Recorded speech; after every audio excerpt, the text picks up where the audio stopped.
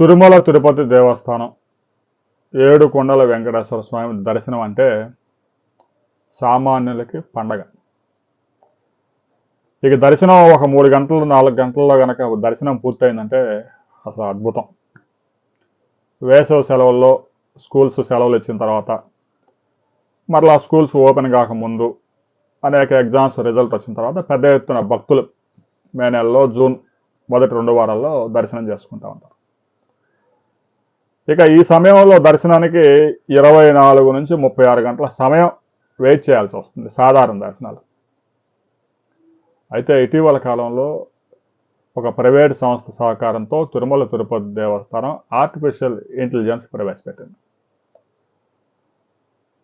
ప్రతి ప్రాంతంలో సీసీ కెమెరాలు పెట్టడం ద్వారా క్యూ లైన్ల పర్యవేక్షణ ఆర్టిఫిషియల్ ఇంటెలిజెన్స్ ద్వారా చేస్తూ ఉన్నారు. ముఖ్యంగా విఐపి దర్శనాలు మొత్తం రద్దు చేశారు జూలై 15వ తేదీ వరకు.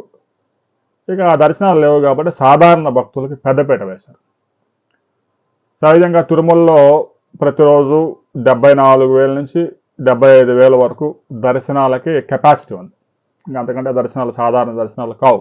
అన్ని విఐపి దర్శనాలు అన్నీ రద్దు చేసినా కూడా ఆర్టిఫిషియల్ ఇంటెలిజెన్స్ వచ్చిన తర్వాత ఈ క్రౌడ్ మేనేజ్మెంట్ క్లియర్గా ఎప్పటికప్పటికి వ్యూహాలు మార్చుకుంటూ ఏ లైన్లో వాళ్ళని ముందు వదలాలి, ఏ లైన్లో ఎక్కువ క్రౌడ్ ఉంది, ఏ లైన్లో వాళ్ళు ఎన్ని గంటల నుంచి వెయిట్ చేస్తూ ఉన్నారు అనేది అన్ని పరిశీలించి దర్శనాల సంఖ్య ఒకే రోజు 94,000కు పెంచారు.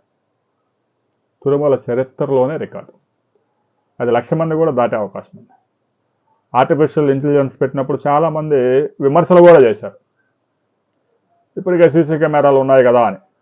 కానీ సీసీ కెమెరాలు విజువల్స్ అన్నీ ఒకే చోట కంట్రోల్ రూమ్కి తీసుకువచ్చి ఏ లైన్లో వారు ఎన్ని గంటలు వెయిట్ చేస్తూ ఉన్నారు, ఏ లైన్లో భక్తులు ఎప్పుడు వదలాలి అనే దానికి సంబంధించి క్లియర్గా మేనేజ్మెంట్ వ్యవస్థ అంతా ఒక చోటకు వచ్చింది.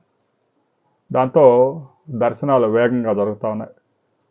కొంతమందికి 20 గంటలు, కొంతమందికి 36 గంటలు కాకుండా ప్రతి భక్తుడు వెయిటింగ్ టైం కూడా సమానంగా ఉండే విధంగా భక్తుల్లో కూడా వాళ్ళ యొక్క ఆ కోపం అంటే ఎక్కువసేపు ఉండి ఆవేశానికి గురి కాకుండా అందరూ సమానంగా, సపోజ్ 20 గంటల దర్శనానికి టైం పడుతుందంటే అందరికీ 20 గంటలు ఆ విధంగా పట్టే విధంగా మెయింటైన్ చేస్తూ ఉన్నారు.